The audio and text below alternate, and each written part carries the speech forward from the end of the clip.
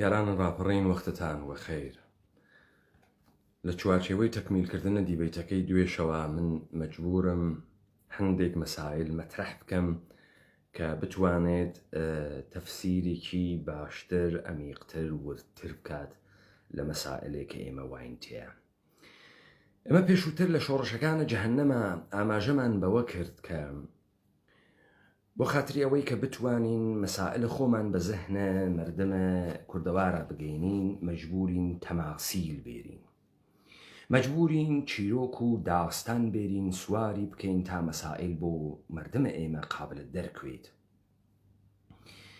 لە شۆڕشی جەهەنەمە هەفتا ئێمە وتمان و لە تەفسیرە فیلمە ماتریکسە ئێمە وتمان نئۆ وەختێ بە شوێنە ئەم سوالە گەڕیا کە ماتریکس چییە؟ مۆرفیس دەسی ئەگرتووە پێی ئەوت کە ماتریکس چییە؟ دوای ئەوەی کە قورسە سووری خوارد و دوای ئەوەی کە خۆی لە ناوە مەحفەزەیەکە دیتۆ کە وەصلە بە تەمامە وجود بە مەحفەزە، دەسی قاچی بازووی ملی سەری مەغزی وەصلە بەم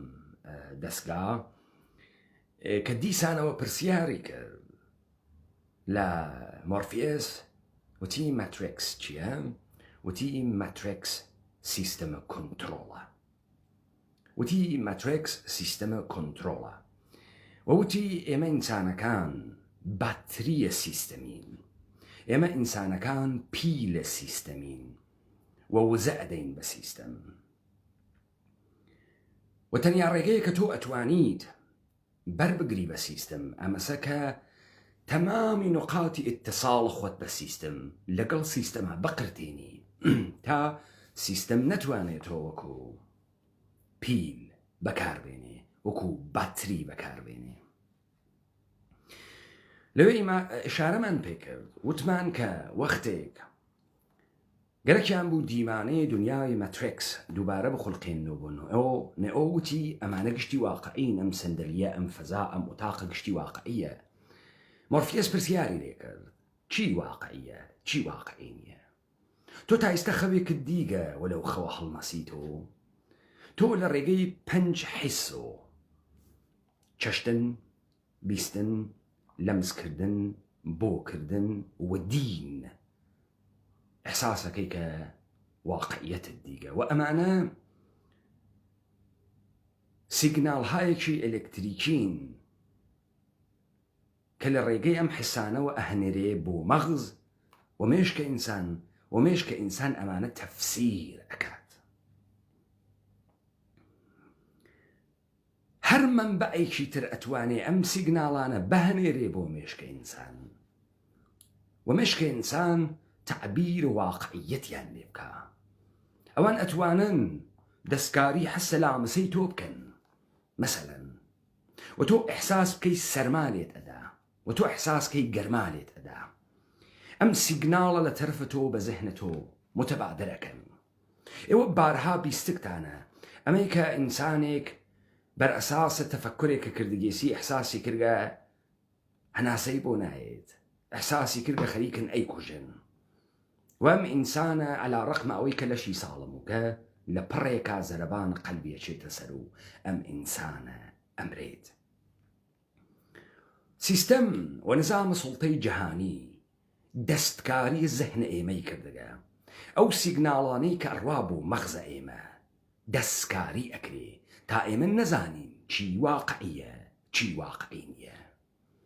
و ئێمە ناتوانین تەشخیص بین کە چی واقعیە و چی واقعی نییە. مەسالە دەم بۆتان،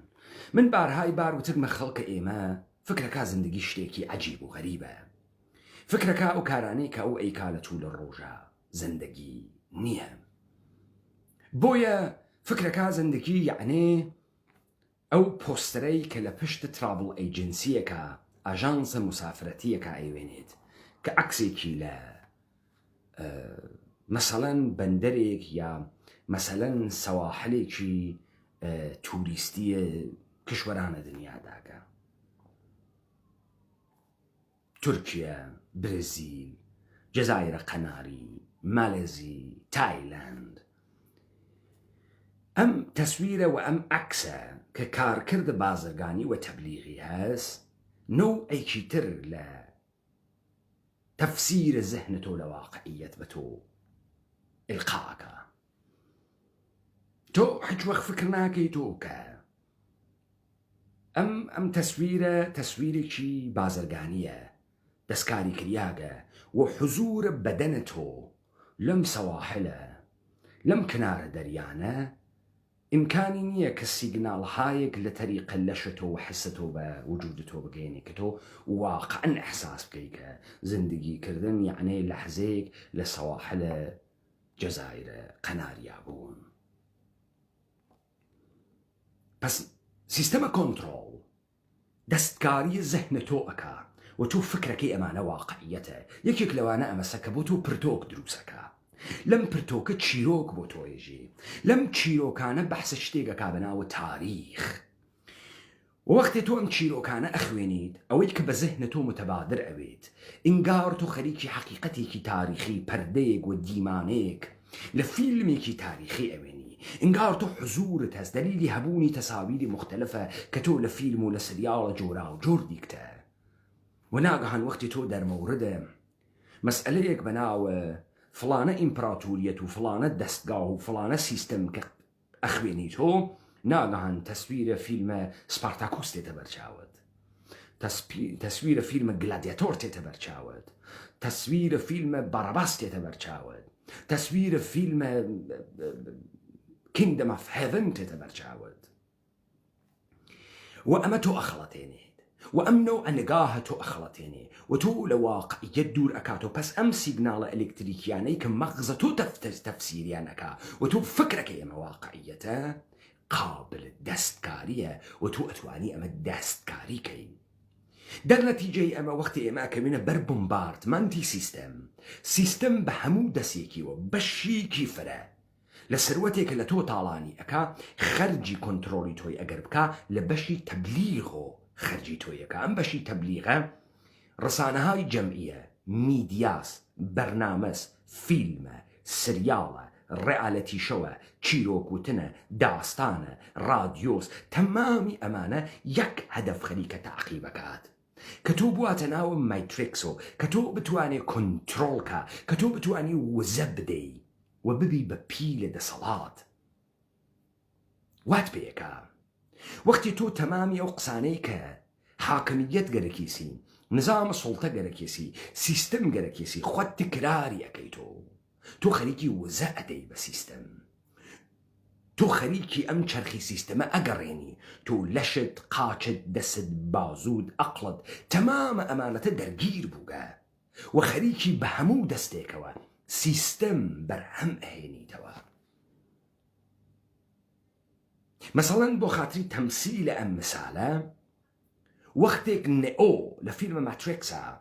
هەڵ ئەسێوە لە ناوە مەحفەزەکە تێتە دەرەوە، لە دنیای ماتریکسا تێتە دەرەوە، تێتە ناوە دنیای واقعی. ئێژێ ماسوولکەکانم ماهیچەکانم زەعیفن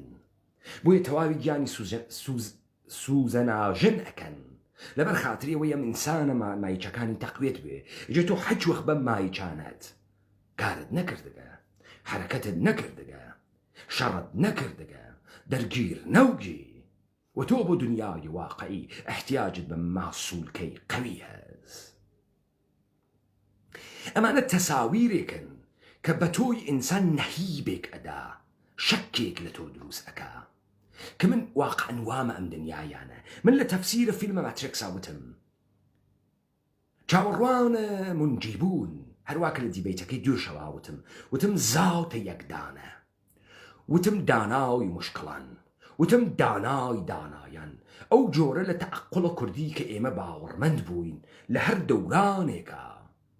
دەنگە ناگایەک تێت. ئەم دەنگە ناگای یە سری ئیلزاماتی هەست کە تۆ ئەوێنی لە شێوەیە ئەدیان و چیرۆکە یەهودی کە دزیگیانە لە ناوە تەمەدونە ئێمە، ئەمە سوورەتە وەحی ئەگرێت،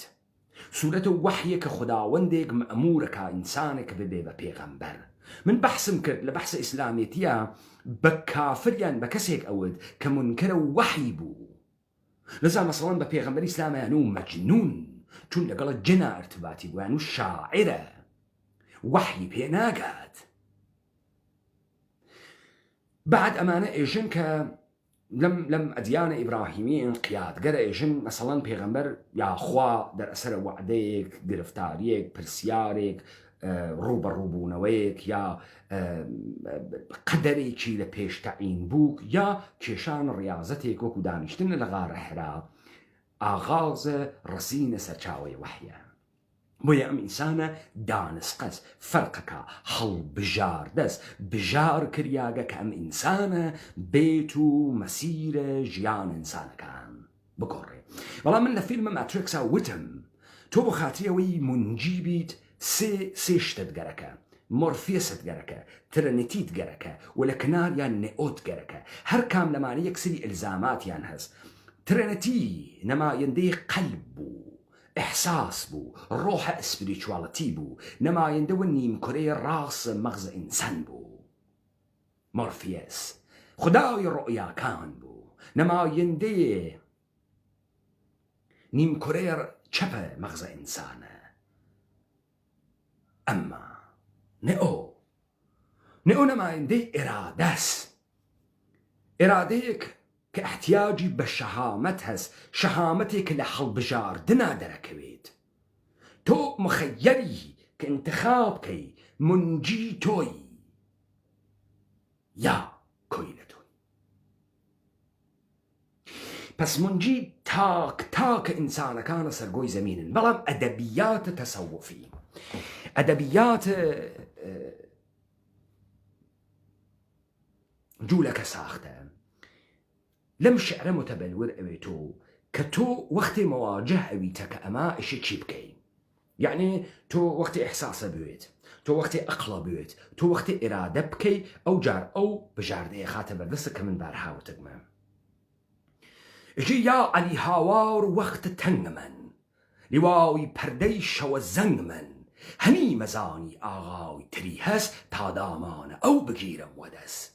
لقرا أو إنسانك أم شعر يجيد يا علي هاوار وقت تنمن أي علي هاوار وقت تنمن لواوي پرديش وزنگم پرديش وزنگ بسر ما داكيش ياغم هني مزاني آغاوي تري هس اگر ازاني آغاي تريك هس تا دامان أو بجيرم ودس لقرا أم إنسان خلق مسؤوليت لخويكا منجي لعليا بيني تو تا أم مرحلة هاتكولي لم مرحلة كدر تشخيص دا فكرناكا كإشي خوي انتخابكا خويا أو كسا خويسي كسي ترنية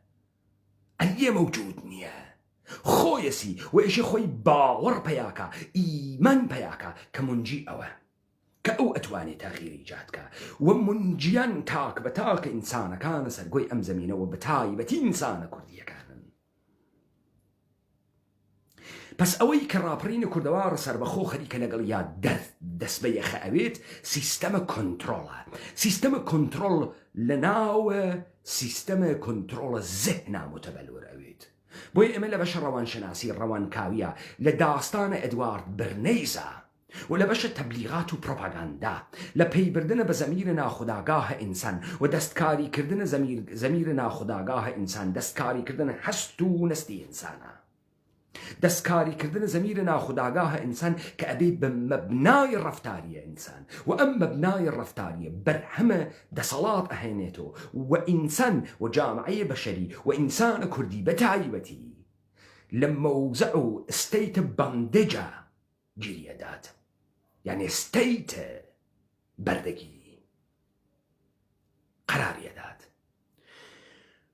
رابرين كردوار السربخو تمامي أم زاويانا وتمامي أم قجبناني دان بدانا بمو هالكيشيك بمتودو فرمولي ديتكتيفية تاريخي دركشاكا تشكي خسكس سر لي وردو بوغسو بعد تو آلقرا أفهميت أو كسيك أويد بالذات يقدانا أبي بالداناي مشكلان أبيد بالداناي دانايان أبي بالداناي دور أو إنسانة كا داراي إحساس وروح سبيريتشواليتي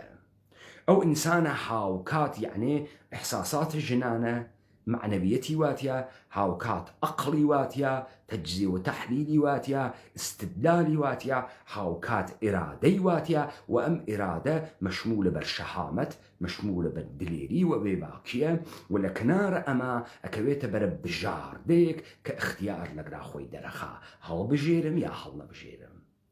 أما أو اتفاق سك داناي دوران تيريتي بلام أما توسط جولك دسكاري بو جولك وتي أم اتفاق خوايخا خوا يك نفر انتخابك ويجي أما منجية لذا لقالب بيغمر تيتدرو لقالب إمام الزمان مسيح مسايا وماشيئة تيتدرو وتا زمانك منجي بيت اديك إنسان ولاية أو أكن وأما لجامي الشيخة شيخان طريقتها لجامي خاصان إخواه أودياء أمانة متبلور أون تمام تلاشى إنسان أمسه لم سيستم كنترولا لم دنياي ماتريكسية ولم دنياي توهم الدربيد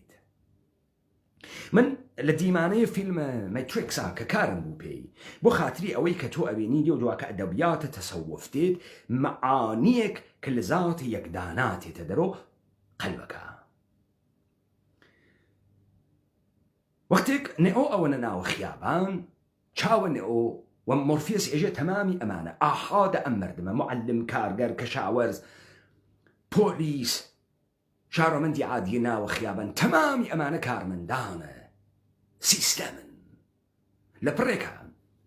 شاوكاني نقول سر كنيشكي كمينو جوب لبي كتسوري زريفة أويسيت بيجيت تو خلطياي تو نتزاني أو إنسانة مأمورة ومأمور سيستمة جاري كي ترتماشايكاتو كتماشايكا بنيجنا كأصلحي قل كسدسو وبرامبري قلت كيسي اجي سيستم للرقي شهوته تيتناو سيستم للرقي شاوكان تيتناو من أما عودة أدمو بسفر قهرمانية بحلوانا كان مثلا يونان كمعلوم يما يونان نية إيمين تشيس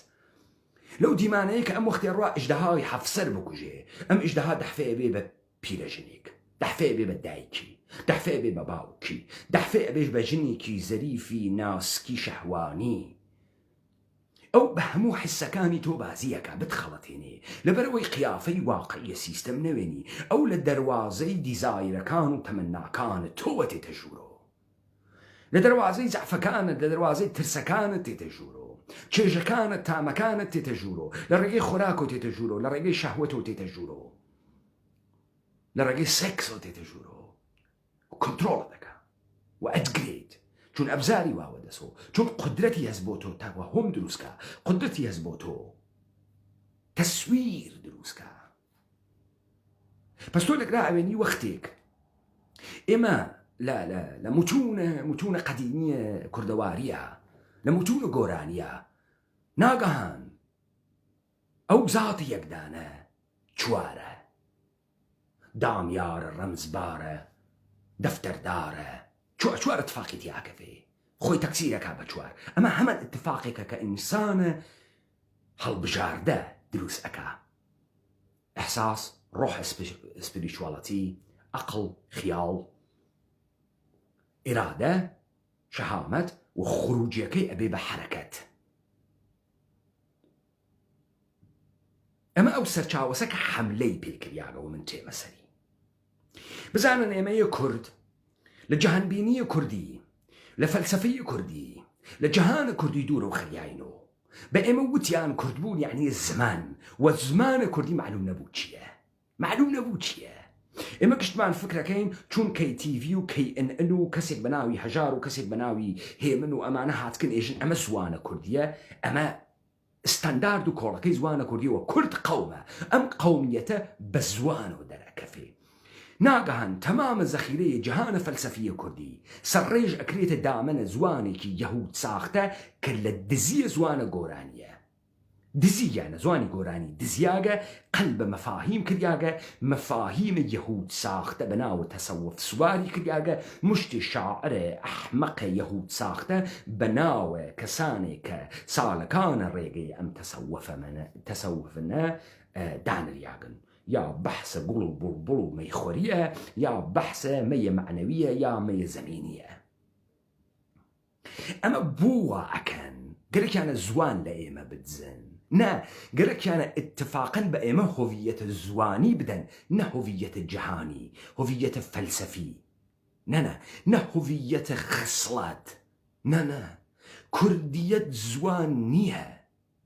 و ئێمە ئەمانەوت ئەمە ماتریکسە، ئەمە تەوەهمە کە بە تۆی ئەدەن و بە تۆ ئێژن ئەم بەشە بگرە فرە مهمە، زوان مهمە، زوان مهمە و بعد تۆ لەگرا انحرافاتە مختلف ئەوێنی ناگەهان تۆ ئەم بەشە ئەوێنی بعد ئەدەی هەورامی پەیاون ئێشەی ئەمە زوانە هەورامی زوانە گۆرانی و گۆرانی ئەیلە و تایفەس و عەشیرەس و ئێمە گۆرانین و ئێمە هەورامین و وەختێکیش تۆ متونە هەورامی گۆرانی بۆ ئەمانە خوێنی تۆ ئەوێنی حەچێک لە ناو زوانە دایکی ئەمانە مەوجود نییە. نوع النظم و ئاهەنگێکە مەوجودە، نوع هجایەکە مەوجودە، ئەمانە فکرەکەن ئەمە ڕابتی بە ئامان هەست. من نمونەیەکە خوێنم و ئیدامە ئەدەم لە شوێنە تەفسیرە دیبەیتەکەی دوێشەوە. من شعرێکتان بۆ خوێنم و من منزورم شعر نییە لەگراها، من گەرەک بە تەسبیتی بکەم ئێوە بفەهمن زوانە گۆرانی زوانە داناییە کە تۆ ئێژی زوانە داناییە زوانێکی هیبریدیە، یعنی من زوانە دایکیم چه شکلیە وەختی گەرەکمە واردە مەفاهیمە دانایی بووم احتیاجم بە چم کێ کە خەریکە بازگووی مەسائلێکەکە کە لە ڕەوەندە ژیانە ڕۆژانە بە کەڵک نایێت و ئەو تعبیرەی نییە. دەرنەتیجە من ئەم مەفاهیم و ئەم چمکانە بەکار ئەوەم بەسەر کۆڵەکە و ئەساسە زوانە دایکم و ئەمە ئەوێ بە گۆرانی هیبریدیە. تۆ لەکوی، تۆ کرمانجوی، تۆ بادینیوی، تۆ هەورامیوی، تۆ جافویت، فەرقی ناکات. محەممەد پاشای جەلیلیان ڕوستەمی فەرزەندە حوسێن ساڵ 1271 هیجری شەمسی لە لاودەی هەرسومە زەنگەنە لە تەوابە کرماشانە لەدایک بووگە. ژێ یاران کەم بیەن نە دەورەی شیرین کەم بیەن، هیمان مەعلومن بێستون زاومن، ژەو بۆ نەشیرین مەشهورە ئاومن، ئەوەن شیرین هەن ئەو شیرین کاومن، شەهدە ئەو ژەلاوی شیرینەن خاومن، صاحب کتابان عارفانە دەور، ئەوساو فشداونە یەکێ و یەک تەور، ئێساو چەند شیرین بێز هەنن، هەر ئسمە شیرین و دەفتەر منەن، حەق شیرین کردن نەسەر تا پاشن، شیرینی شیرین تەڵخەن لەلاشن، دڵ مەحو حەیران ڕێزەی رازشن، رازان شیرین دڵنەوازشن، ڕۆژێ نەڕۆژان نەجای و یارم، سەیادەن ئاسا و ئارام ئارام، سابق کوشەندەی دەلیل ڕەمە بیم، هەدەف زەدەی خاڵ هەزار قەدەم بیم، هەروە و خەیاڵەت دڵم باوقیبی، تا ئەو ڕۆژ یاران وەنەم تاقیبی، دیم دەلیلەی ڕەم قەزاڵان هەردێ، زووی خدام نەدڵ سەیادەن کردێ، قونیاوت کردێ نەفسەکەم خوردوخاوێ، گەردەن سوراوحی میناوی گوڵاوێ.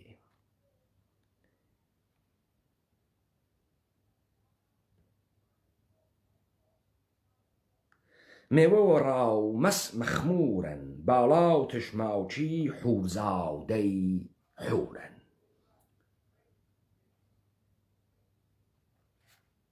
خەیاڵێ کردم چیون ئەو جاران ئەوەڵ جاران، بەڵێ سەیدشکەم و چۆڵی یاران، بەڵێ سەیدشکەم و چۆڵی یاران،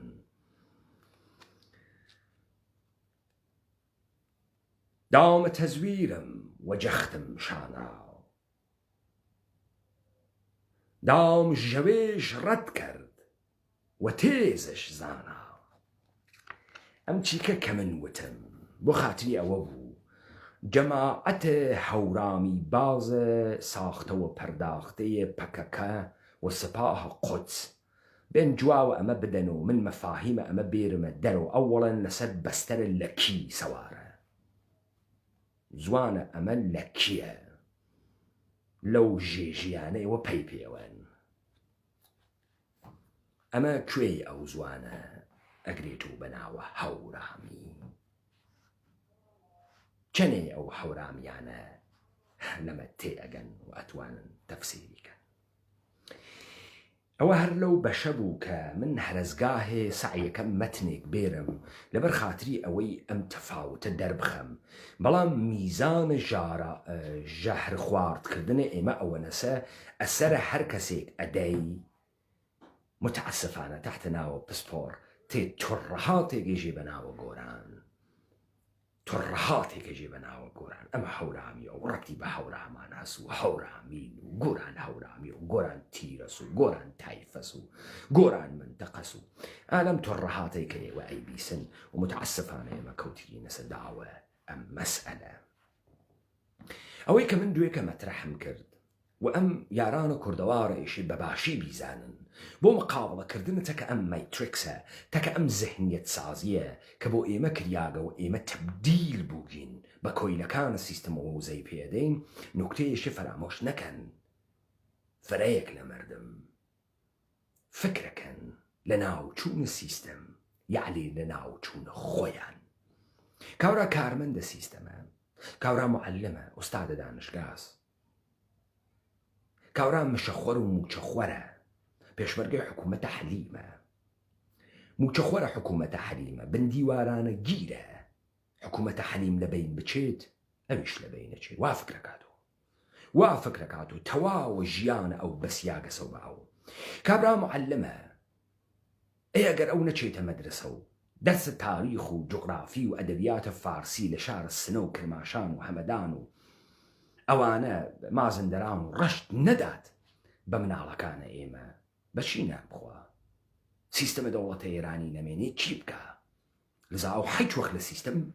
خۆی ناقردێنێت. ئەو حیچ وەختەکە واقعیەتە ڕوبەڕوو ناوێت و ئەو پشت هەڵەکا لە واقعیەت، ئەو قینی تێ لە واقعیەت و ئەو بە تەمامە قودرەت لە واقعیەت ئەدات و نەیگەرەکە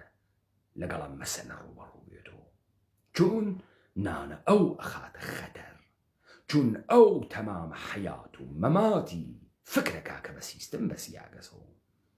و ئەمە سیستەمە بە ئەو معنا ئەدا، بە ئەو وزە ئەدا، بە ئەو نان ئەدا، بە ئەو قودرەت ئەدا و ئەو بوودی هەست و ئەو نمودی هەست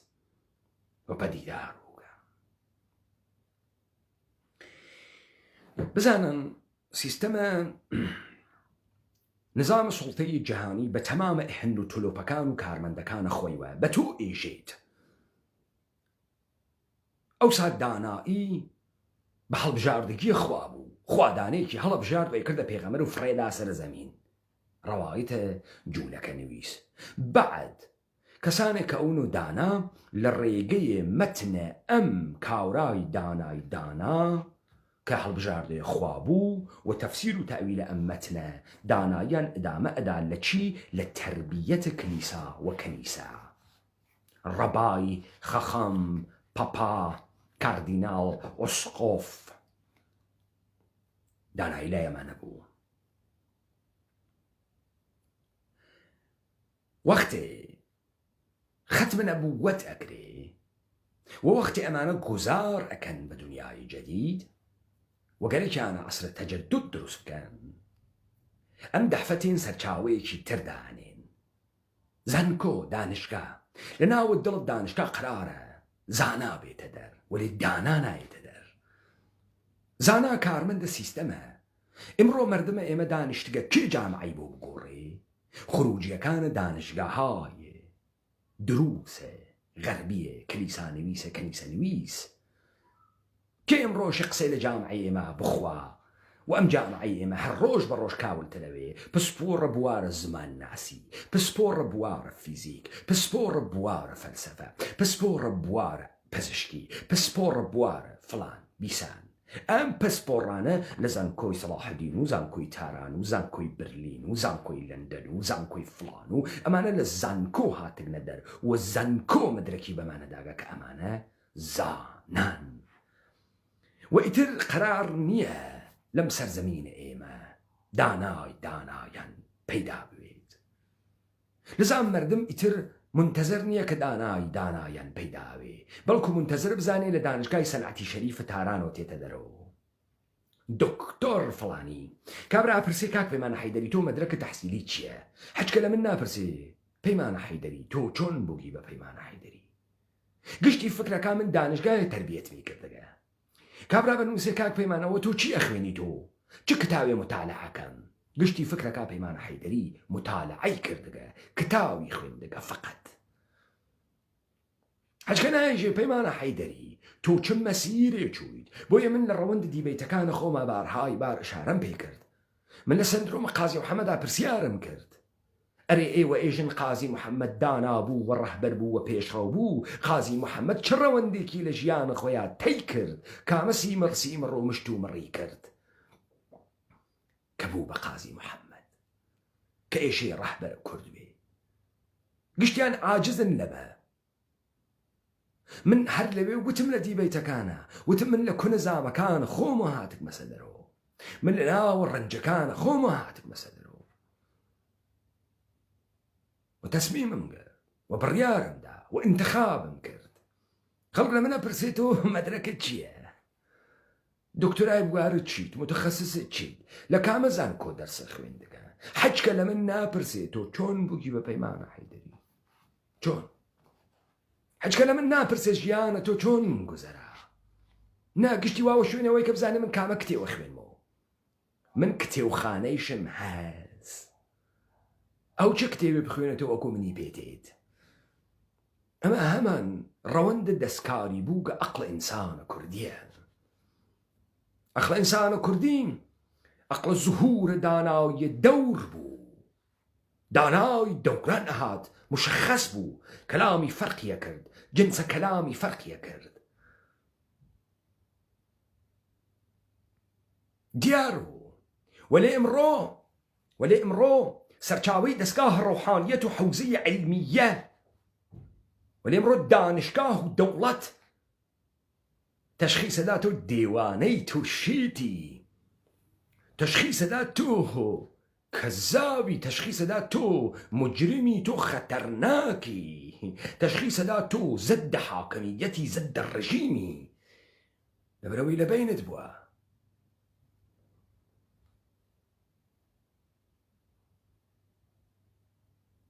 لەبەرەوەی نابودت بکە بۆیە تۆ لە محاسرەی ئەم جەهانە مەتریکسیەدا نمونەی بارزی کاک هوشیار جەلالە کە ئمڕۆوە لە ناوە ئەم دیبەیتە ئێمە کاک هوشیار جەلال معلوم نییە خەڵکە کوێز خەڵکە ڕانیەس خەڵکە پشدەرە خەڵکە سلێمانیە خەڵکە هەولێرە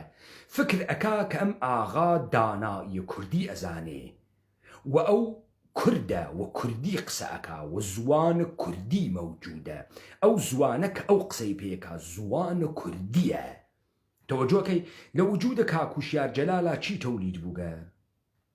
من ئێستا میکرۆفۆن بەردەم کاک هوشیار جەلال بیگرێ بێجگە لە حماقەت و جەهالەت بەو زوانە کە قسەی پێکە حەجێکی تری دیان نییە هەڵەگەڕێتەوە بە منێژێ کوردی قسە بکە هوشیار جەلال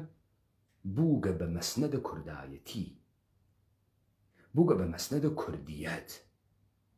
تەوەجۆکەی دەرکەوتنن لەگەڵ ئەمە وەختی گەرەکە زەمانی گەرەکە ئەو حاڵی ناوێ و فکرەکە من دەمم کردەوەیشت بفەهمێ دەی تۆ لە توو لە عمرتا عەزیزم نە فکرە کردەسۆ نە ئەقڵە هەس نە زندگیت کردگە نە داستانە گوێداگە نە چیرۆکت گوێداگە نە لەحزەیە چوویتە ناو وجود خۆت نە فکرە کردگەسۆ دەی معلومە تۆ لە من تێناگەی ئیمکانی نییە تۆ لە من تێبگەی من بە تۆ ئێژم کۆنتڕۆڵە زەهن من بە تۆ ئێژم ماتریکس چه معنایەکی بۆ تۆ هەست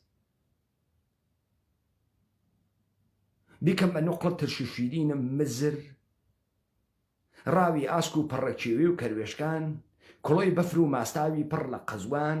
هانێ گوڵچەپکێ گوڵبیدە لە بەریە خەکە ئەرێ ئەوەسە من خەریکم باسە شتێکەکەم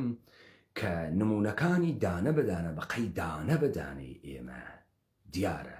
و من ئێشێ تەفسیرێک بدەم لە ئەوزاعێ کە دوێ کە ئێمە بەڕەسیمان کرد. خب کەسێک مەقالەیەکی نووساگە بۆ من مهم نییە ئەم کەسە کێس، بۆ من ئەمە مهمە کە ئێوە تێبگەن کە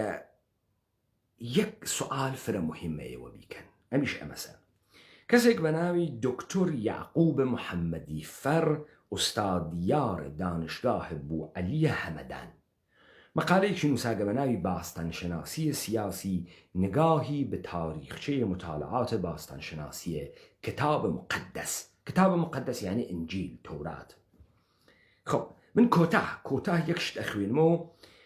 و نەمگەرەکە واردە مەقالە بووم، فقط یەک شتێژم بررسیە دلایل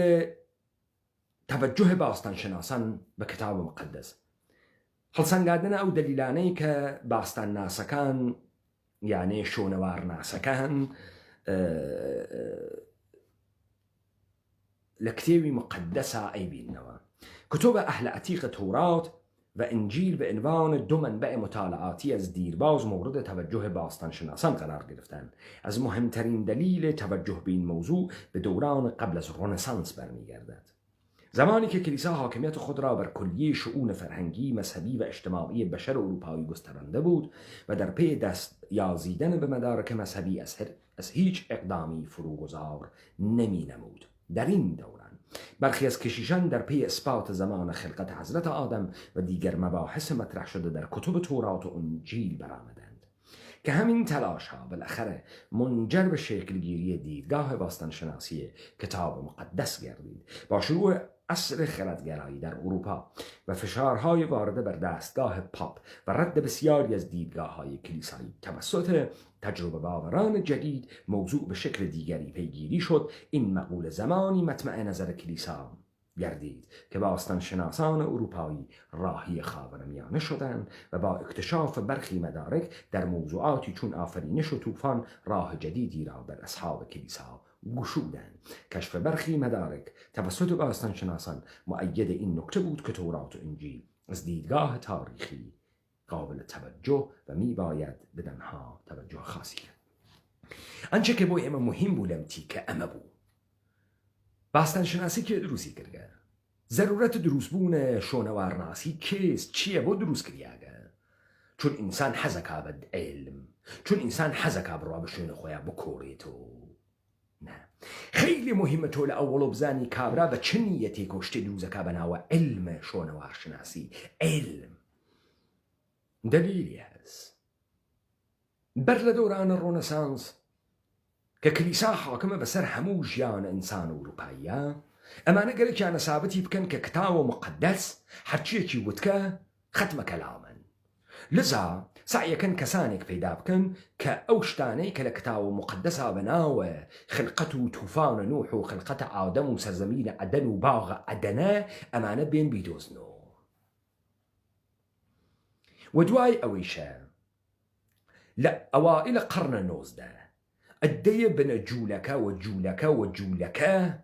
بەناوە تاریخنگار و باستانشناس تێنە ناو سەرزەمینەکانە ئێمە. بۆ خاتری چی؟ بۆ خاتری ئەوەی داستانە بورج بابل پشتڕاست بکەنەوە، بۆ خاتری ئەوەی داستانە ئاشوربازی و ئیمپراتوریەتە ئاشور و حملە بە قەومە یەهود و بە ئیسرائیل لە سەردەمە ئاشوریان پشتڕاست بکەنەوە، بۆ خاتری ئەوەی حملەی بابلیەن و بە ئیسارەت کێشانە بابلیەکان پشتڕاست بکەنەوە و تێنە سەرزەمینە.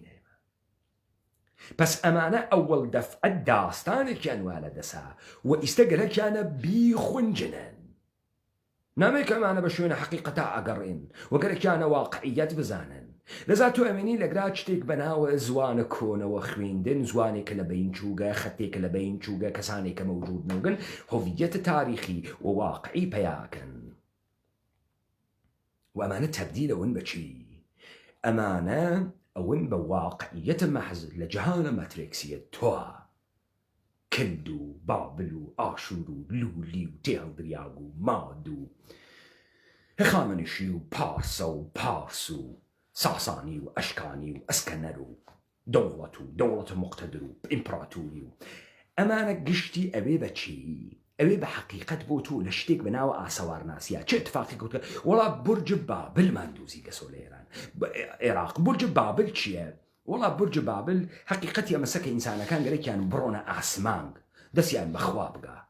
وساختماني كان دروس كرك برونا ناو آسمانگ أما يسال عراقا موجودة ناقهان خوا حورة ريشقي داخستو نهيش لما نبقنا آسمانو برجكي شيوان دو دواي أو زوان بشر ليك زوان تأغيري بياكر بهزاران هزار زوان أما تشرتو برتناوة توراة يهود نوسيقى بعد ناقهان أرون لإراقا يساختمان يدوزنو يجن أعمى برج بابل برج بابل بعدين لبشتيا داستاني كي تدروسا كان بناوة خداكان أنانوكي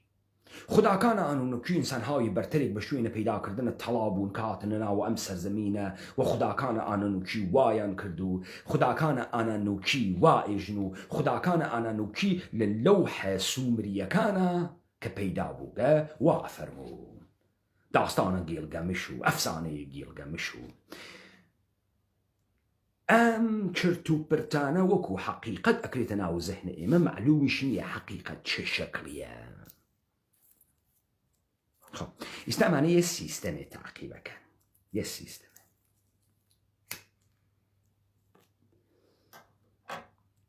بو خاطري أوي من أم بحسب كمو دوشو من وتم من إشي مقولي سروات بو إيوة بكمو ياران كردوار مقولي السروات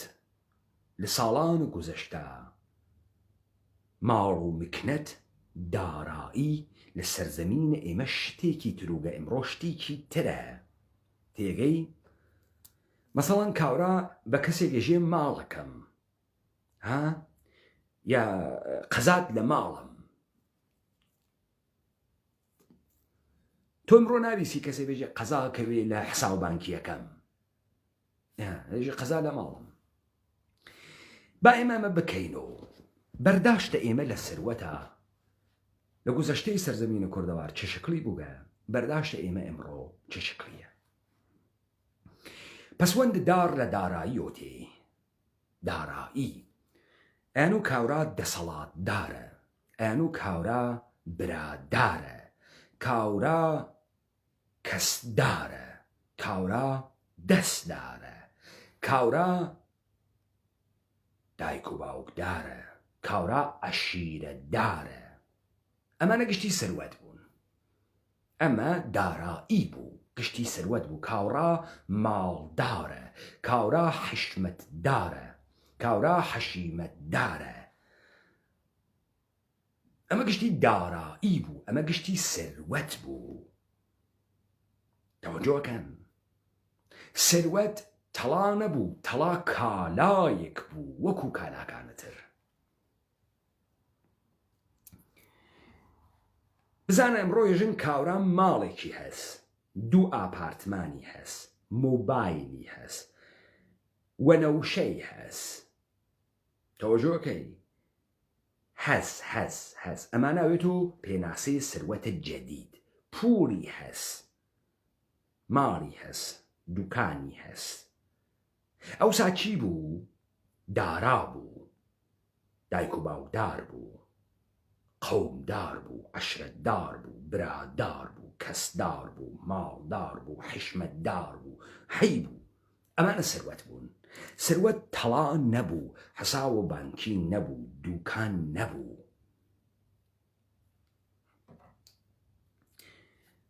سرزمين كردوار بهوي جغرافيكو كهسي تقريبا هموشتك بو إيما محيابو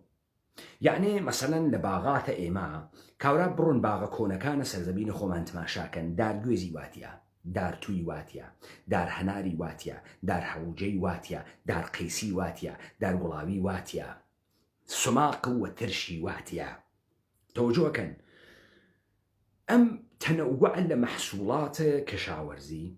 و لە کناریە دامداری تۆ ئەوێنیت ئینسانە کوردی احتیاجی نییە بە معاوزەکردن. تۆ ئەتوانی بیبەر بەرهەم بهێنی، تەماتە بەرهەم بهێنی، تۆ ئەتوانی ئەنواعی سپایس بەرهەم بهێنی، یعنی بەهارات. تۆ پوڵت بۆ چییە؟ تۆ پوڵت بۆ ئەوەسە کالا بسێنیت، کالایەکە نێست بێریتی. ئێمە سادر ئەەکەین بە ئوروپا بە ئێمە هیچ سادر ناکە. ئوروپا لە 200-300 ساڵە گوزەشت تەماشایشی بکەیت تا بە ئیمڕۆ ئوروپا ئاوی فرەس و سەوزەڵانی فرەس. ڕەزا مەڕووماڵات بەخێوکردن لە ئوروپا ئاسانە، مەگەر ئەو وڵاتانەی کەوانە سێبەرە خاوەر دەریای مەدیتەرانە، وەکو چی؟ وەکو یۆنان، وەکو قبرس، وەکو ئیتالیا، وەکو جنوبە فەڕەنسا، وەکو ئیسپانیا. ئەمانە وانە سەر کنارەکانە لە بەشەکانە کنارەکانە دەریای مەدیتەرانە یە تەنەوەعێکیان هەست لە میوە، لە هەنجیر، لە هەنار، لە هەنگور، لە ترێ، لە هەرەن شێ کە تۆ فکرەکەی تۆ. بەڵام ناوەڕاستە ئوروپا هەچێکی نییە، هەر گۆشتی هەست و تەواو. ئینسانە کوردی احتیاجی بە دەرهاوردن فلزە تەڵا نەوگە، چون وەچەوەچی کردگە، چون مبادلەی کردگە. تۆ ئیش ئەمە بفەهمی، تۆ تەفاوتە سروەت ئیشی بفەهمی، ڕەوەندە سروەت ئیشی بفەهمی، چۆنە کە تەغیرە بە پوڵەوێت تۆ کاورا پوڵدارە، چۆنەکەم اتفاق ئەکەفێ. تماشاکە تەواوە ئەوانەی کە لە سەرزەمینە ئێمە خەریکن گەنج پیا بکەن، تەڵا بدۆزنەوە و کۆزەی تەڵا بدۆزنەوە، ئەمانە هیچ کامیان هیچیان نەدۆزی گەسەوە. گشتی درۆست، گشتی جوولەکە فوی کردگەسە ناوی مەغزیان کە بڕۆن زەمین هەڵکەنن تەڵا بدۆزنەوە. تعریفە سەروەت لە قەدیم جۆرێکی تروگە، کاورا یا مەڵکدار وگە یا ماڵدار وگە، مەڵکی بووگە، زەمینی بووگە، باخی بووگە، ئاڵڤجەڕی بووگە، زەمینە کەشاوەرزی بووگە، یا مەڕووماڵاتی بووگە. و لەگرا حەچیشتی خۆیەسی تامینی کردگە. تەوەجۆکەن احتیاجی بە بازار ئەمانەنەوە گە بازار خۆی بووگە. ئەمە لەکوێ بۆ تۆ بەرجەستاوێتەوە؟ لەوەی کە شەڕە سەلیبی دەست پێ ئەکا بەناوە شەڕە سەلیبی ئەمانە گەرەکیان بێنە خاوەرمیانە و لە خاوەرمیانەوە لە سەرزەمینە کوردەوارە سروەت بوونەوە بۆ ئوروپا. سروەت چیە؟ تەڵاس؟ نە، کالای تەولیدیە سەرزەمینە ئێمەز ئەکسەریەتی پارچەس، خوریە، ئەرزم بە حزورە ئێوە، میوەس، میوەجاتە، ئەرزم بە حزوریەوە میوەی وشکە، خەنەس، لەوازمە ئارایشیە، حەچیشتە لەم مەحسوڵاتەسە بیوەنەوە بۆ سەرزەمینە خۆیان کە پوڵدار بوون، کە بتوانن بازرگانی کەن، کە بتوانن نەمانە بکەن. ئەم تەلاشە شکەست ئەخوا، ئەم تەلاشە شکەست ئەخوا وە زاهرەن ئەمانە ئەڕۆنەوە، کە ئەڕۆن و ئیتر ڕوو ناکەن ئەم سەرزەمینە. ئەمە اتفاقە ناکەفێ، زاهرەن فقط وێنیز ئەتوانێ بازرگانی بکە. ئەکەونە فکر چی؟ ئەکەونە فکر ئەوەی کە جێگەهایەتن لەم جیهانە بدۆزنەوە، چون بربەستیان تێ گیریاگە. اتفاقی ئەسن مەسئلەی بەناوە جادەیە ئەوڕێشم، جادەیەکی ئەحمەقانەی دروزنانەی بەرساختەی دەسە ئەمانەسە لەبەرەوەی مارکۆپلۆیەکی جعلی بۆ تۆ دروستکەن کە ئەمانە لە ڕەوەندە بازرگانیا بووگن. کێ ئەم ئوروپایانە؟ ئەمانە خۆنە بربەستە ئێمە و ناتوانن بێن و بڕۆن، و ناتوانن تەسەلوتێکیان بوێت، و ناتوانن ئەم شاهڕاهە بازرگانیە بگرن. ئەمانە ڕوو ئەکەنە دەریا بۆ خاتریەوەی دەستیان بە چینکە ئێشی چی بکەن؟ ئێشی تەمام قاڕەیە ئافریقا دەوربەنەوە، چون کاناڵە سوئێزێ مەوجود نییە کە بتوانن لە مەدیتەرانەوە عبورکەن و قدرتە دەریاییان نییە لە مەدیتەرانە، مەجبورن ئۆقیانوس دەوربەنەوە بە کنارە ئافریقا بێن، خۆیان بگەن لە هەندوستان و خۆیان بگەن لە چین. لەگەڵ ڕێگەی هەورێشم و ئەمانەیە مەوجود نییە. كأنه مثلا كالا لتشينا وبيت بروا بكوي بمقصد أوروبا. أوروبا نكالاي هز بو صورته نزيرو تلايشي هز تلا ونقرة وفلزات جران قيمتي نية بويا حملة أكنا بلامار دريا كان أدن كدسيان بقى أمريكاي لاتينو أمريكا وأعلى وسكتو أغني وفور فلزات رؤكاته ئوروپا. ئیستا ئەوانە دەستیان پڕە لە ئەنواع فلزات و لەگرا تۆ بۆ ئەوەڵی بارەوێنی گرانی لە ئوروپا دەست پێەکە. بۆ چون کاناکەمە مقداری فلزاتە بە ئەرزش فرەس تەڵا فرەس ئەرزشە کالا ڕاتە سەر و لەگرا تەڵا بە سوورەت و فورتەکە کاڵا مبادلەکرێ. ئەم تەڵای ئەزافیە ناو دەسە ئەمانە ئەتوانن بەرەبەرە بەرەو سەرزەمینە ئێمە و هەدەفە تەسخیرە سەرزەمین ئێمە و دەستگرتنە بەو سەرزەمینە ئێمە قەدەم هەڵبگرن. ئەمە ئەو نکاتەسە کە ئێوە نایزانن. تعریفە ئێوە لە سروەت چیە کاکە من مەسەلەن مسالە دەم کابرایە بووگە 4 ئاڵف جەڕی بووگە 500 دانە مەڕی بووگە مەڕە ئاوسیا مەڕە چوزانم شیردە کاورە 5 ئاڵف جەڕی بووگە توانی یەسی خۆراکە ئەم 500 مەڕە بە ئەم 500 مەڕە حەداقل ڕۆژی 1 لیتر شیریان داوێت ئەم توانی یەسی لە شیرە ئەمانە 500 لیتر شیر بگرێ مەسەلەن ئەم 500 لیتر شیریە کردگەسە و ماس بووگەسە 400 لیتر ماس ئەم 400 لیتر ماسە 50 دانیاگە 20 دانیاگە 380 کێزاگە بۆ خاتری ئەوەی شیر زوو فاسە دەوێ کە کێزاگێسی مەسەڵەن 500 لیتر دۆی تەولید کردگە لە کناریا 200 کیلۆ کەرەی گرتگە کەرەکەی تاوانگەسە و کردگێسی ڕۆن کەرەکەی کردگەسە و ڕۆنەکە بووگەسە 150 کیلۆ کاورا لە ڕۆژێکا 150 کیلۆ مەسەلەن ڕۆنی تەولید کردگە لە کناریا 500 لیتر دۆکەی کوڵاندگە دۆی خەسی لێگرتگە کەشکی لێگرتگە سۆڵەکەی لێگرکە دۆ سۆڵی لێگرتگە ئەمانەی لێگرتگە بۆ خاتری چی بۆ خاتری ئەوەیە مەحسوڵە بمێنیت و کاورا لە مەحسوڵاتە لە بەنیا گشتێکی هەست دۆکەی بردگە کردگەسی بە دۆین چەکە بڕۆیە شەقاتی کردگە دۆینی دروست کردگە هاتکە شێلەمینی دروست کردگە کە ئەمانە وشکەوێتەوە لە زووسان بەکاریەوە باخی بووگە ئەم باخە قەیسی داگە هەرمی داگە ئەم باخە هەناری داگە تەرشە هەناری گرکەسۆ ڕۆبە هەناری گرکەسۆ گوێزی بووگە هەڵوجەی وشک کردگە تۆ ئەوێنی کاورا بۆ زووسان هەرچیشتە بەسەرەوە هەی بووگە نەک بۆ خۆی بۆ مردمی تریش بووگیانە ساڵ نەفەرەگر بەلایەوە کاری کردگە لە لادێکا توانی گەنانی گشتیان بە دەی تۆ لەگرا چه احتیاجە بە دووکان هەست تۆ هەرچیە کە بۆ گەلک دووگە پوری بێت بڕوا بیسکویت بسێنی مەسەلەن چی بکە چەنەورە خۆی کاڵی گێسی ئاردە خۆی بووگێسی ڕۆنی حیوانیە خۆی بووگێسی شیرە خۆی بووگێسی پەپکە بژی دروست کردگە کولیشەی دروست کردگە احتیاجی بە دووکانە بە قاڵی نەوگە تا پوری گەرەکوێت هەرچی شتە بە سوورەتە وەچە وەچ و سیستەمە بازرگانیە وەختە ئستفادە کردیاگە ئەمەی کە تۆ بە شوێنە تەڵا لە کوردستان من ناژم نەبووگە لە کوردەوارە بووگە ئەمما مەبنای بازرگانی نەبووگە تەڵا لە بهترین حاڵەتە بۆ ئەم باشتی سروەتی ئەوانە بووگە کە سروەتیانی تر لە کالا تێپەڕیگە و مەجبور بووگن بەشێکی فرە لەم کالا معاوزەی بکەنەوە بە شتێکی تر کە بتوانن هەڵی گرن زیاتر بمێنێت و خودە تەڵا وەسە ترخێنە ئێستا ترخێنە ساڵی ئەمێنێتەوە پەپولێ لێدا خراو ئەوێ وەری تەڵا خراو ناوێ وەێ زێو خراو ناوێت هەرچیە کەماندەگاری فرەترە و تۆ ئەتوانی بیهێڵیتەوە وەکو کالایەک ئەرزشی بووگە ئێوەشت تعریفە سەروەت بزانن تا تو هیچ نەوی بفهمی چه خەوەرە پول چۆن دروزەکرێ سروەت چۆن دروزەکرێ ئەمانە یعنی چی ئێمە چۆن زندگیمان کردگە بەرەو کوێ ئەچین چۆن هاتکن محاسەلەمانیان کردگە من کە ئەمەوت بۆ ئێوە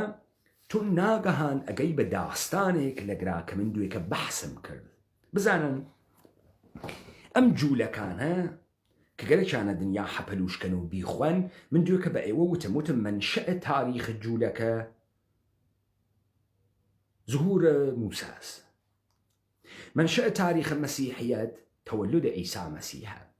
منشأ تاريخ السنة الإسلامي كوچ پیغمبر إسلام لمكة ومدينة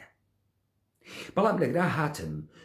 بحث داستانيكم كدولة الجهانية كغيري كسي تمام الدنيا بكا بكويلي سيستم جودو كريستيانيتي منشأ تاريخ أموالكوي أما كامسة منشأ تاريخ أما تاريخ الدولة وقت اجت شاخنا وراسته ايش بزين شاخنا وراسته كي مسيحيات يهوديات شاخنا وراسته كي اسلام كي عصر زمين ناسي كي لقرا بو اويك ام حكومة الجهان يدرس كان حمو بشر بكن بكوي لي خويان وحمو بشري بيتجير كيف خويان بس سيستم الجهاني وبنك الجهاني وقوانين بين المللي وقوانين درياكان وامانه مبدئي تاريخي بو ام حركة دسبيكن أما بدأ تاريخي كيس ظهور الشخصي كبناوة كوروش إمبراطوريته خامنشي توجهتان كان ضرورة دروس كردن كوروش أمسا دولة الجهانية يهود إشيتك دولة قوم بني إسرائيل فرق بك دولة قوم بني إسرائيل كامسا دولة إسرائيل أما إسرائيلية كان خواي تايبتيان هاس خوا والدين والا خزمة قومة أم قوم بني إسرائيل فرزندان رولكان يعقوب بيغمبرة أوانيك لدواي داستان خويا لمصر دانيشتغن وبعد برا أبن بكويلي فرعون مصر تاويك موسى دي توجه كان لقرا موسى كليدي تري نقشي هز لداستان بيغمبران يهودا موسى برجستترين يعني كفرمان مستقيم لخوا أجري وتك خوا مستقيما قسأك وهداية يهودي أكا بو قرانا وبو سرزمينك بيجن سرزمين موعود سرزمين مقدس توجوكي أما كوروش نقشي چيه كوروش نقشي أمسا يهود لقالب دين ظهور أكا تو حيج وقت ببني إسرائيل ناجي يهود يهوى والا خزمة بني إسرائيل خوا والا خزمة بني إسرائيل أم دين والا خزمة بني إسرائيل والا خزمة قومة دي أما إيش كي سورة الجهاني بقريتها بتواني الجهان بخوا زمانك كأمل سورة قومي درتد لزمان جعل داستان أبوه كان إيجن إما حكومة مانبو لإسرائيل حكومة يهوى مانبو بابليان إما أنجرد دانه كاورا خوا مأموری کرد بید ایمن نجات با ناوی چی بو؟ ناوی دگریت سایرس بو کوروش کبیر سیروس کبیر اقل لقرا يهودية تبديل اوه بالدين الجهاني هويتي كهر كسي تواني بيقريت ات الدين يهود دين قوم نية اتنيك نية براكم أو إسرائيل وقوم بني إسرائيل كقومة دولة إسرائيل دولة قومية دو قوم دروس كرياك كموجودية يعني بناوي ترك وبناوي فارس دونمي وآنوسي حد كان تلاشى يهود الجهاني ودسقاه جودو كريستيانتي بو حق سرزمين كردوارن أما أنا دولتان يهودين بل دولة قومي إسرائيل مهمترين دولتيان دولة إيران توش أما بفهمي تكان بخوينا واقعيته أما أنا مشتيكا كقرتيانا وناقهان دواي أوي كبوري كفرتي تدسيان أما أنا يسري داستان تعريفة كانوا مثلا إجن فرهنگ الروم وإمبراطورية الروم بو هلصا ظهوركي نايجن بلان أفولكي يجن أما أنا قرأكشانا داستانك دروس كان تحتنا وأويك بالأخرى مردميك لجيجيكا يتكانك أخوا أفهمي دواكوتك أفهمي الزوالي كردك وأما يروان ديكي شكل يكتري دروسا كان مثلا كي أوروبا تكان أخوا أوروبا زمان تكان أخوا لصلاح الدين شكست أخوا لجنگ صليبي شكست أخوا والجبهة أقوري وناقهان لميك ناتواني تتسلتي بيد بهيز نظامي أم جارة قرأ كسي بروات قستري درياكان جهان بقريت سرزمين الجديد كشفكات تاخوي بهيز كاتو جارة كي تربية جهان بقريت أما أيتو آغاز بيداري بعد تو ناقهان لم دوران قرون وسطى كأمانة برو بدارية چن عصر الرونسانس هاز توجه كين معلومش نية رونسانس كي اتفاق كوتكا كي اتفاق نكوتكا بس أمانة بدار أونو لشكستيك لتي دوران تاريخي دارك أي جاك أمانة مجبور أو بو السروات وكسب السروات وبو اتحاد أخويا وبو جراند نوية عزمة الروم مثلا بين بلامار سرزمين إيما بن ولم بلامار شكست أخوان ناتوان بس رو أكنا بريا كان وأم جارة قالك أنا بمتودك تربينه هر أما تيرنا سرزمين إيما مثلا آوا لكردي برسا بيجا أم كرد قومي إتنيكي كي نابود بقى سي مرحلة بوتو باسكا شكست إيما بعنوان ما دكان لحي خامن الشيكان بو خاطري ويقين لإيران نيت ولا دولة يهودي نيت أو جار أي خنجنن بود إجن ولا آستياغ آخرين باشاوي مات بيوكي ظالمي پدرسك بو ولي لبير النچي دايك كورش ماندانا مات إما خاويني بس إما آلقرا بو حتى يدسمان لقدرته لدى صلاة لدى سرزمين ولدى خاك خمان أوري مرحلة الدوم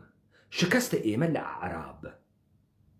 بس آلقرا يميت قشت مان جمينة دينو عرب الأعراب وأعراب تيتو وحمد مان بيكاتو باوك صاحي ومان دهتيري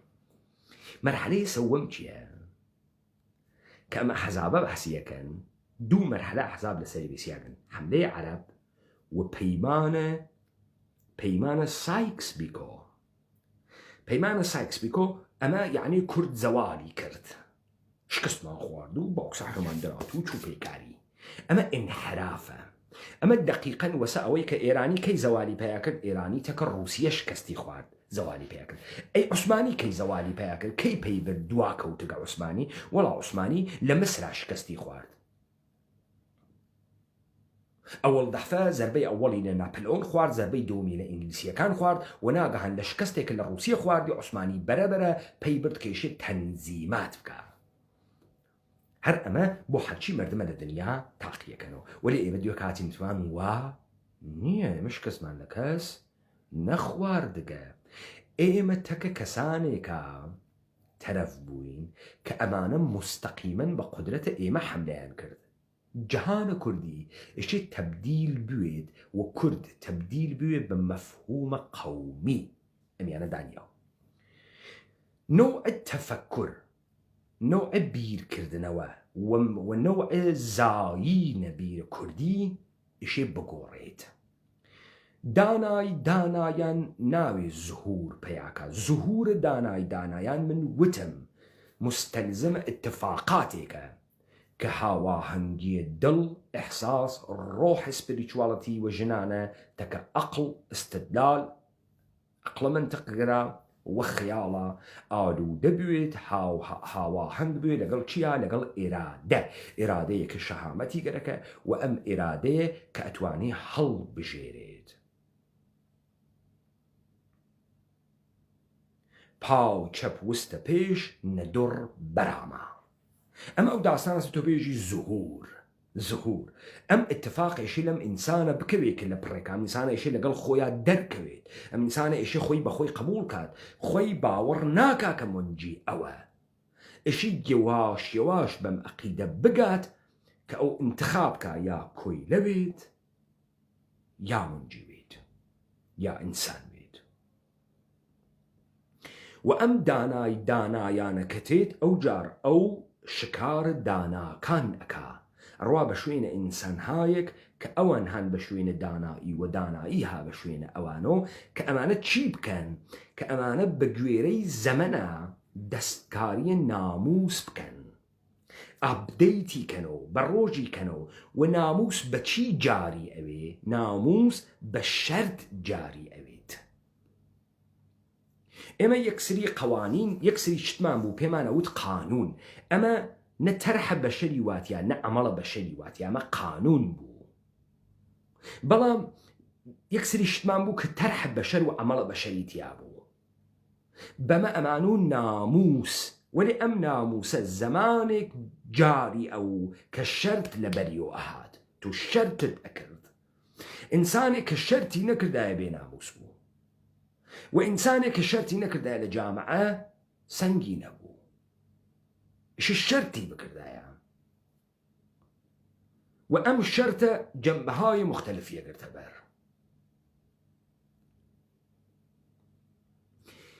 ئالەگرا تو ئەفەهمی ئەوەی کە حملە بە تۆ کردیاگەن نەشکەستە نەپەیمانە سێڤرە نەجعلە حملەیە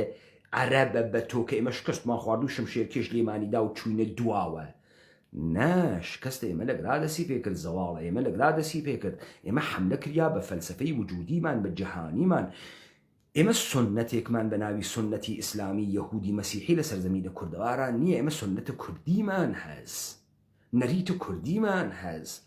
هیچ کام تەمامەم ئەدیانانە حوزوریان بووگە لە سەرزەمینە کوردەوارە بەڵام نەیانتوانیگە بە سنەتە خۆیان لە ناو جامعەی ئێمە حوزورە پڕڕەنگیان بوێت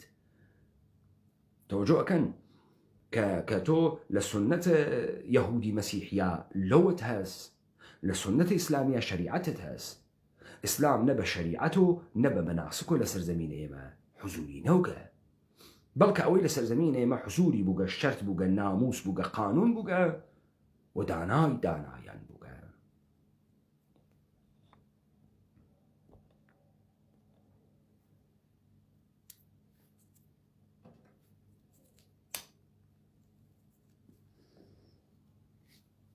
پس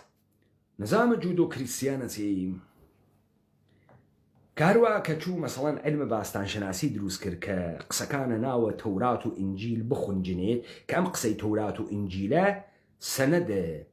و قەواڵەی جەهان و سەرزەمینە کوردەوار ئەدا بەوان باغە عەدەن سەرزەمینە کوردەوارە لە ڕوودخانەی دجلە تا جەیحونە جەیحون معلوم نییە وا لەکوێ وەرە دجلە وا لەوێ لەودا جەعلێکیان کردگە جەیحونیان بردگە سەلای کوێ بردگە سەلای تاجیکستان و ئەو چیان ماوەڕاو نەهرە وەمانە هاتکەنم سەرزەمینە عەدەنە کە مڵکە تەڵقە خۆیانە بیوەن بەچی حملەکەن لەگرا نە ئەسکەندەرێ مەوجودە نە حملەیە گەردەنکەشێکی تاریخی مەوجودە ئیقدامێکی ئەمانە مەوجودە زاهرەن تەبق قسەی خۆیان و شکستی تیاخۆن ئەوی جەنگە سەلیبیانە ئەمانە تەکە سەدێکی گەورا بەناوە کوردیە تا ڕووەڕواون لە خاوەنیانە ئەم سەدە بەری پێگرتبن ژیان ئینسانە کوردی لایف ستایلە کوردی جەهانە کوردی و فەلسفەیە کوردی بەریان پێگری بەر بەم زیادەت خاهی ئەمانەگری ئەمانەشی چۆن ئەمە لە بین بووەن ئیشی حملە بکەن بە جەهانێک ئینسانە کوردی هیچ تەسەورێکی لێ نییە ئیتر نامێنێت لە نەسڵە ئایندا لە 10 نەسڵا لە 15 نەسڵا لێ نامێنێت وەلی وردە وردە متفاقە ئەخەن پس ئەوەرین کارێکە ئیکەن چییە دەست زهورە دانایان سیستەماتیک ئەکەن ئێژن چی ئێژن دانایان ئیتر نایەت یە منجیە تێ بەناوە ئیمامی زەمان ئەم ئیمامی زەمانیشەی یەکسری نوێنەری هەست ئەم نوێنەرە کێن وەلیانە ئیمامە زەمانن یا ئایەتوڵڵان یا ئاخونن یا شێخن یا ئەولیاتوڵڵان پس ناگەهان تو ئەوێنی ئەمانە تێن قوانینە نەنووسیاگە کوردی ببەخشن ناموسە نەنووسیاگ ئەنووسنەوە لە قاڵە بە چیە تەمامە مەفاهیم تێرن ئەیوەنە ناوە ڕەوابەتە پیر و دەلیلیەک کە پیر و دەلیلیەکە ڕەوەندێکی معنەوی لە بەرزکردنەوەی شایك یعنی ئینسانێکی مقدس بەناوە شێخە تعقیب ئەکا کەمەیتت بلەخەرە یەکسری داستانی هەز وەکو حسین و وەکو نەبەردە ئیمام حسین و وەکو عەلی و وەکو ئەمانە تریتی ئەمانە بۆ ئەوەڵین بار مەسئلەی دانایان تەبدیلە بە سیستەمێکەکەن حواڵەی ئەدەن کە نایەت وەلی نوێنەرانێکی هەست پس لەگرا خاندان دروست ئەکەن خاندانە سەفەوی و خاندانە کەس نەزان و خاندانە تەریقەتە قادریە و تەریقەتە نەقشبەندیە و شیع عەبدولسەلامە بارزان و شیع عومەرە نەقشبەندی و ئەمانە دروست ئەکەن بۆ تۆ و ئەمانە ئەدەبیات مەرسومە لە ناوە سەرزەمینە کوردەوارە حەک ئەکەن قەلبە مەفهومی ئەکەن قەلبە مەزامینی ئەکەن و ئەیوەنە وادەیە مەسئلەیە بە ناوە تەیە سلوکە عەرفانی بۆ گەیشتنە بە مەعشوق و تەمامە تەماسیلێک کە لە زهورە ئینسانێکا کە تەغییر ئیجادەکە تەحول دروستەکە و ئابدەیت ئەکاتەوە ئەگۆڕن پس لەگرا ئەوڵین اتفاقی کە ئیخەن ئەمەسە بەر بە نەوع تەفەکورە کوردی ئەگرن کە دانایی دەورە کە زوهورە دانای دەورانە بەری پێگرن و ئەمە سیستەماتیکەکەن و قەتیسیەکەن ئەم سنەتە بەری پێگرن بعد هەر کەسێک کە تێت بەحسە تەحەوڵە جەهانە کوردی بکات ئێشەی لە بەحسە دینیەوە دەست پێ بکات یعنی مەشروعیەتێکی خوا پێداوێت لذا یایکەنە شێت یایکەنە پێغەمبەر جەعلی و بەری پێگرن و نایەڵن ئەمە بێتە دەرەوە یەک ڕێگە تێڵنەوە تۆ گەرەکتە جامعە بگۆڕی بێ بچۆ دانشگا وەرە پسپۆر بێ جامعە ئەگۆڕیتەوەیتە کارمەندە سیستەم وەێ ئەم مەقاماتەوە لە اختیارە خۆیانە پس ئالەگە تەکایە زوهورەکە بارەگا زوهورەکە خاندان زوهورەکە ئەمە بە چی زوهورەکە بە ئەو تەڵایە ئوروپا دزە ئەستعمارگەرانە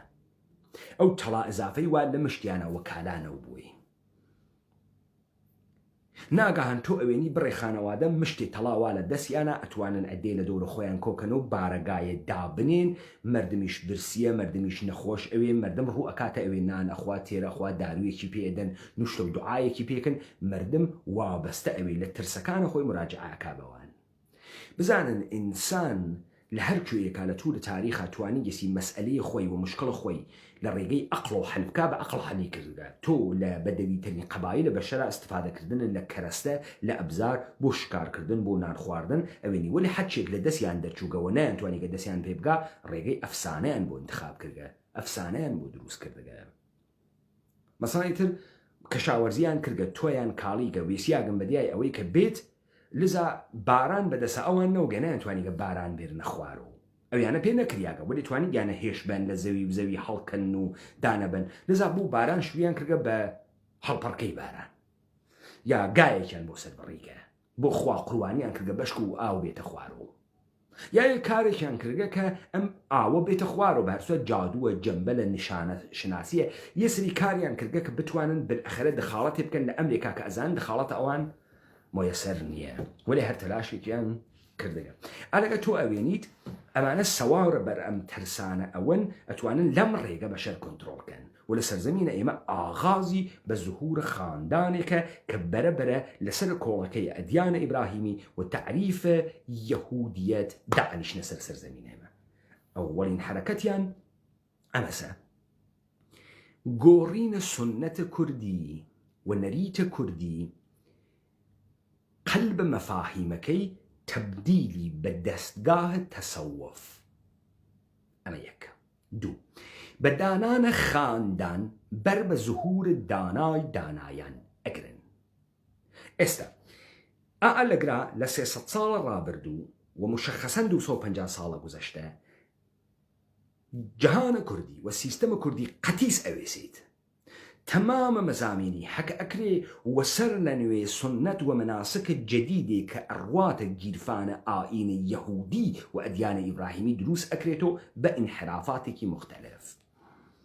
آلقنا خاندانا بو ظهور لدن سر عيل سران عيل وسران الدين بو دروس أكن وسران الطريقة بو دروس أكن بس لقرا بارقا دروس أكري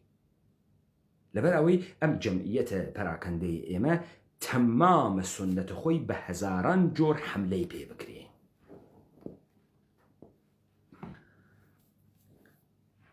اتفاق بعدي أمسا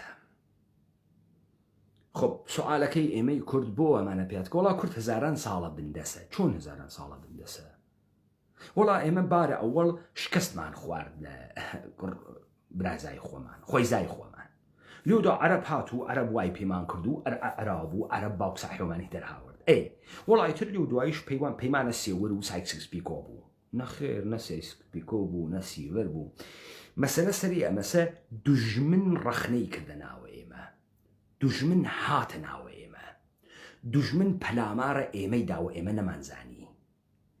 ايما نمانزاني نمان فهمي واتفاقي ككوت امسا داناي دوران يترنهات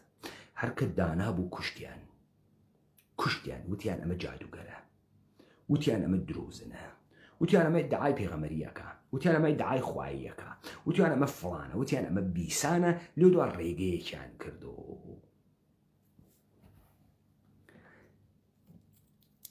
استا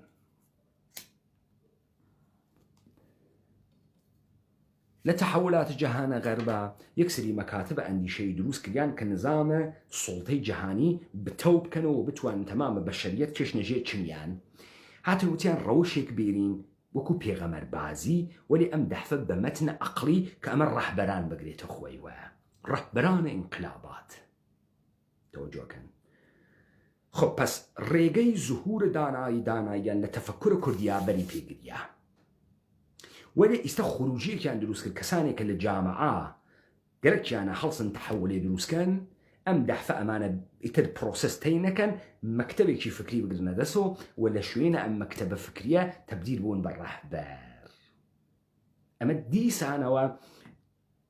شقين زيادة رسر زمين كردوار وإنسان كردي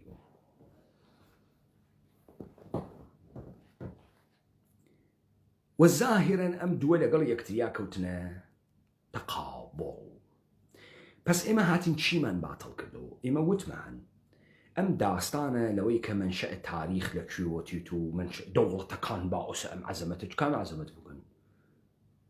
تو امرو تعريف سلوته غوريغا تعريف خوشبختي غوريغا تعريف زندگی غوريغا مردم كنترول كردغا مردم نتصوري كان لزندگی از نتصوري كان لخوشبختي از نتصوري كان للذات هز حج كان يقشتي ماتريكس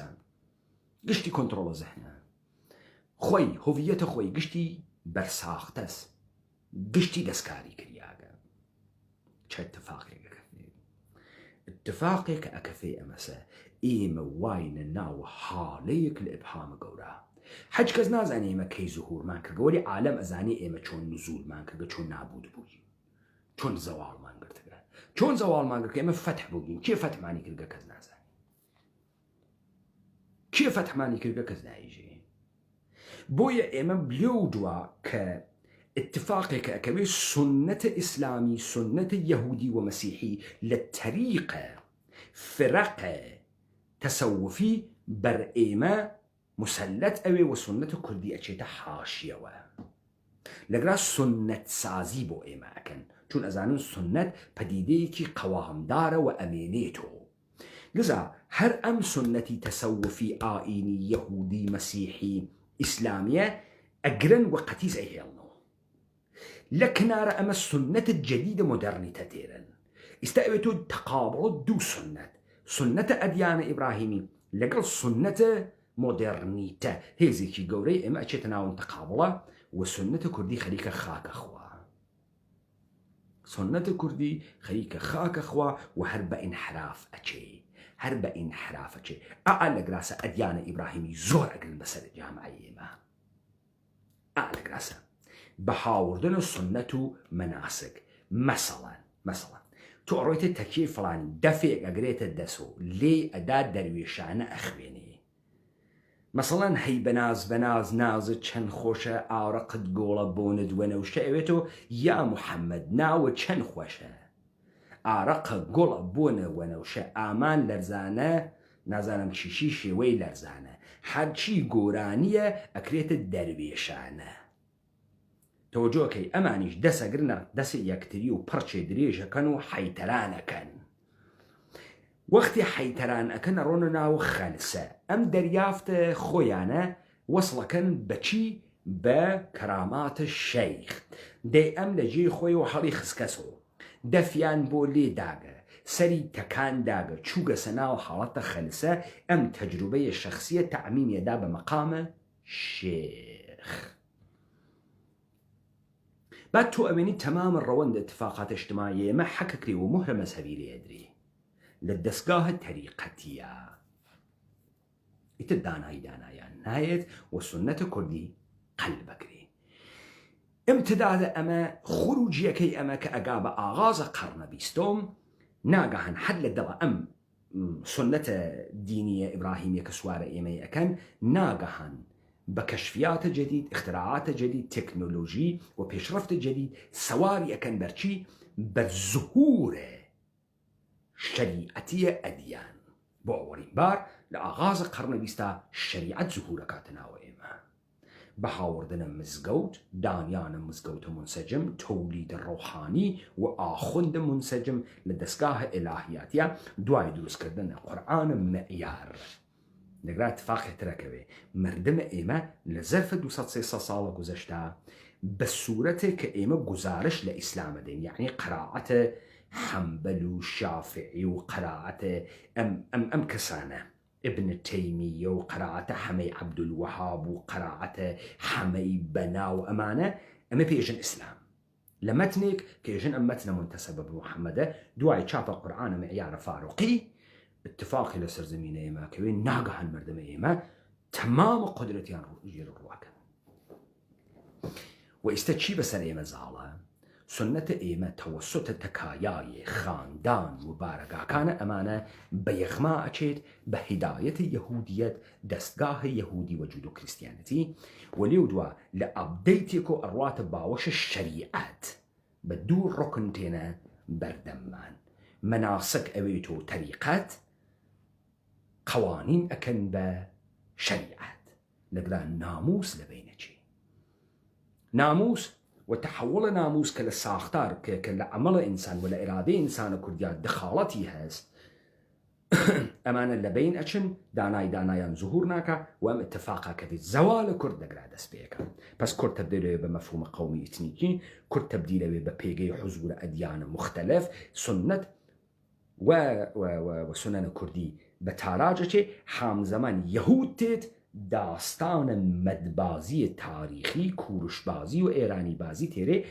باقیمەندەی سنەتە قدرەتمەندە کوردی وەکو مەسائلەی جۆرە نەورۆز و ئەمانە تەبدیل ئەکا بە مەسئلەیە زەردەشتی بازی زەردەشتیە کە حەک کریاگە و وا لە خزمەتە کیا وا لە خزمەتە یەهودا بۆ دانانە دەوڵەتە جەهانی پس تۆ لە حەچی زاویەوە گەمارە و دریاگی چ بەحسە تەریقەت بکەی چ بەحسە ئەکادمیک بکەی چ بەحسە مەکاتەبە فکری ئوروپا ساختە بکەی چ بەحسە باستانگەرایی بکەی تەمامە ئەمانە تۆ ئەگەڕێنێتەوە سەر سەرمەنشەی قودرەتە یەهود و مەسیح و تۆ وای تژێر دەسە ئەمانە ئالەگرا سیستەم لە تۆ وزاگرێ تۆ بە هەر بارێکەوە کە حرەکەت ئەەکەی بە سیستەم وزە ئەدەی پس ئیسراراوەی کە تۆ قەومی ئیتنیکی زوانت هەست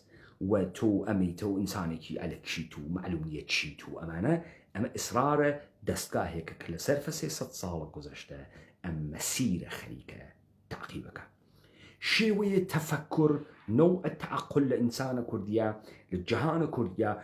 بە هەبوونە پەیدابوونە دانایە دەورانە دانای دانایانە و دیارە ئینسانە بعد هەر ئەم ڕەوەندە کنە وەکو پێغەمبەر ڕواتە قارە حرا دابنیشی خوا پەیامی بوو بە هەنێری نە لە بیاوانە خواداری بۆ ئاگرەدا و قسەی تاکە ئەکا بەڵکم دانایانە خۆی ئێرادە ئەکا و ئێرادەکەی ئینتخاب ئەکا و ڕۆحە ئسپریچواڵەتی ئەحساسی معنەوی تەکە ئەقڵە منتەقی و خیاڵیاتێکەڵەوێ ئێرادەتێتە وەسەد شەهامەت پێیا ئەکا و ئەم ئینسانە هەڵە بژێرێکەی تر بەردە نییە و ئەم ئینسانە دەرەکیسی زندگی ئازاد واقعی و حەقیقی بکە ولذا ڕوبەڕوو ئەوێت تۆ لەگەڵ ڕەنجەکانە تۆژۆکەن ئەمە گۆڕیە ئەمە کولەن گۆڕیە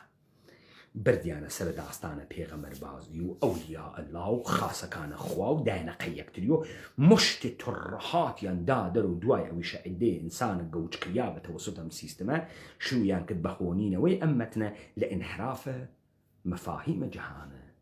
کوردیە زەوالە کورد لەگرا دەسی پێ کرد و ئەمە دیبەیت زەوالە کورد بوو پس تۆ تا ئەم کارکردانە نەزانی گەوجی گیجی نافەمی چێت تەفاقێکە کەفێ تۆ وایتە تەوەهۆمە تۆ وایتە مەتریکسا تۆ زەهنت کۆنتڕۆڵ کریاگە بینینت تامکردنت بیستنت لەمسکردنت و بۆکردنت سیگناڵە ئەلکتریکین دەستکاری ئەکرێ تۆ شتێکی تر حەسەکەی و تۆ فکرەکەی ئەمە واقعیەتە ئەمە واقعیەت وەلی ئەمە سازمەندەهی کریاک تێت بە حرەکەت تێت وردە تێت یەواش تێ بربەستەرێ لە واقعیەت تێ لە خوەت ئەگرێ ئەیدا بەخوەت لە خوەت ئەگرێت قەلبی ئەکا هەڵی ئەگەڕێنێتەوە ئەیدا بە تۆ ئەو بە تۆ ئێژێ داستان زەوالە کورد لە میدیاوە دەست پێکات و معلومیشنی و تورکێژێ ئێمە میدیاین و بعد يجي أو كل شاتو كرك خراوني أو قصي بي مكانو عسيتيا كرة خراوي بقول عرب حمليك فرق خراو سايكس بيكو هات فرق خراو عرب حمليك دو سايكس بيكو هاتو أما أكاب من شمته خود بينا جيجي أما أوان بتو فيريان كردگم هر واك داستان الزوال عثماني بو أهونو داستان الزوال كيت بو أهونو قاجاريت بو بعد تو أويني كسانك تحت ناو كرد بناو كرد متري شروال بانو خشتك الشورة كنبي تت إيجي إما حزارا صالة داقير كرياقين لدتم كان بمكوجن هر درين كردم أما أويتو قهرمانتو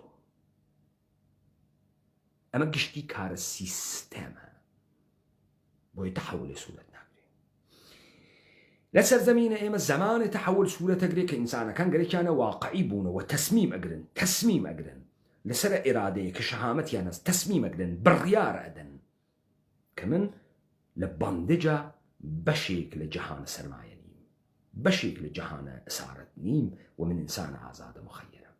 أما النقطة أولين حركتك توئيكي نابي حيش وزيك بالسيستم بدي حركي من بعد اتصالاتوس بالسيستم يشي بيكنيتو لكاري لقصة كردني لعلمي لخوخ روشتي لحرنشي كبتوي أداء وتو أسان لساكا فيه أو السيستم بيتي داغا وتو سيستم برهم هينيتو تو أما قدك سيستم وزين عميني سيستم لتو زأقري سيستم لتو وزأقري تو وزي بيما دائتر وزين عميني ولذا آحاد مردمان سرزميني قشيم كارب بس كارك إيما يستأيكين مسا تصوير واقعية جهان درتين تكان أديني جي حلسة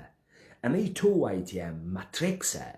أمي خليكين إيما بتو إيجيني دنياي واقعية ودنياي واقعي كاولة توهمتونية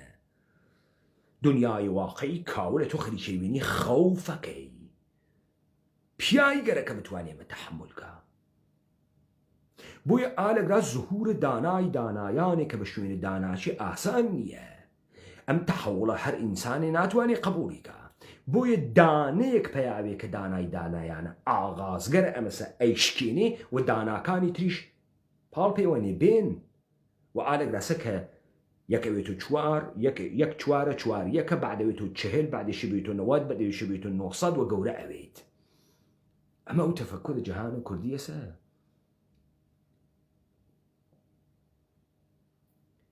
اگر ایمن لمانه تیبگین او جار افهمین چون ایشی حرکت بکین. ایوه